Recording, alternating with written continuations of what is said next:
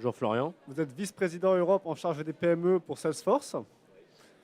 Que peut apporter Salesforce aux PME? Alors Salesforce, c'est le leader mondial du cloud et de la relation client. Et historiquement, Salesforce est très fort dans le segment des PME puisque c'est là où on a commencé en 1999 avec notre fondateur Marc Benioff qui a d'abord contacté les dot-com dans la Silicon Valley. Et puis l'entreprise s'est développée pour aujourd'hui être une entreprise de 20 000 collaborateurs et 150 000 clients. Euh, donc aujourd'hui, Salesforce, comme leader de la relation client, on peut aider en fait les PME, pas simplement les petites et moyennes entreprises, mais aussi les startups, à en fait accélérer leur croissance et à créer de la valeur pour leurs actionnaires.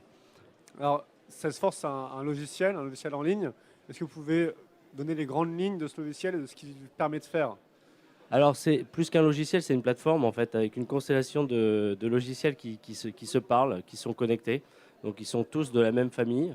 Et donc en fait, on va travailler à la fois, si vous voulez, sur comment une PME peut trouver des clients, comment une PME peut gagner des clients, ou comment une PME peut fidéliser ses clients. Donc ça, c'est les trois grands axes qu'on peut retrouver chez Salesforce avec différentes applications et différents logiciels qui en fait sont tous connectés sur une seule et même plateforme, ce qui permet in fine pour la PME qui parfois va commencer à se départementaliser, avoir des silos dans l'entreprise avec le marketing qui utilisera certains outils, la vente d'autres outils et puis le service d'autres outils. Ça va permettre de remettre le client au centre de la relation.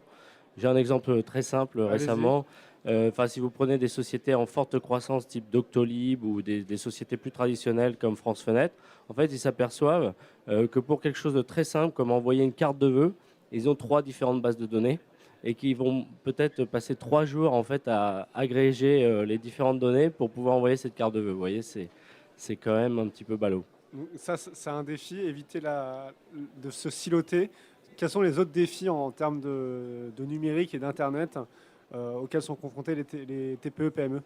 Alors, il y a des axes qui sont des axes vers le monde des startups où on va avoir besoin de vraiment mesurer des KPI, donc des Key Performance Indicators, qui eux vont aider en fait ces startups à lever des fonds, à identifier combien il leur faut de leads pour générer un certain nombre d'opportunités, pour gérer un certain nombre de Les ventes. leads, c'est les contacts clients. Voilà, c'est les premiers contacts. C'est par exemple, vous pouvez les générer soit en allant sur le social wall que vous avez ici, ou alors sur Google, où vous allez acheter des Google AdWords qui vont générer vos premiers leads et ensuite il va falloir ce qu'on appelle les nurturer pour finalement les préparer au contact commercial. Alors, puisque vous en parlez, est-ce que vous pouvez définir le social wall en quelques mots quand même?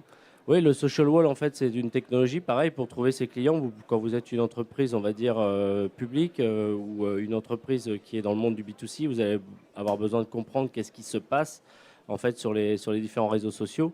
Et donc, ces technologies qui font partie, qu'on appelle Social Studio chez Salesforce, vont permettre de vraiment comprendre qu'est-ce qui se dit sur les réseaux, d'agréger ces données et ensuite d'avoir des actions très pertinentes pour faire en sorte que vos clients soient satisfaits.